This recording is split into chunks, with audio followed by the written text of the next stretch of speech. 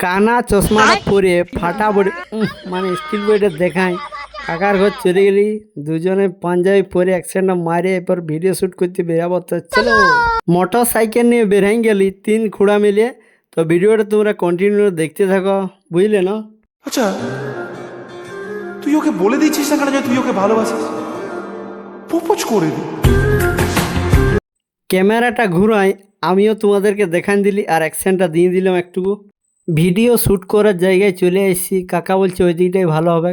তো চলো আর আমাদের ব্রিজটা দেখো আর কাকার কাণ্ডটা দেখো, তোমরা দেখতে থাকো বুঝলে। कौन है ये लोग? कहां से आते हैं? এই বলো দুর্গা মা কি। এটা আমাদের পায়রাচালি ব্রিজ, নিচে কংসাবতী নদী বয়ে যাচ্ছে।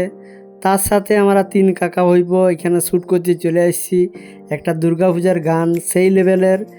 কাকাদিকে বললাম বলি এখানে এসে কেমন লাগছে, বলছে দারুণ সেই দৃশ্য আর মনোরম আবহাওয়া, বিকালের সন্ধ্যা, দারুণ একটা জায়গা। আর চারিদিকে কাশফুল, সামনেই আমাদের দুর্গাপূজার উৎসব চলে আসছে। আর এইদিকে নদীতে জাল আড়ছে, ভিডিও করা হয়ে গেছে। এরপরে যাব আমরা ঘর।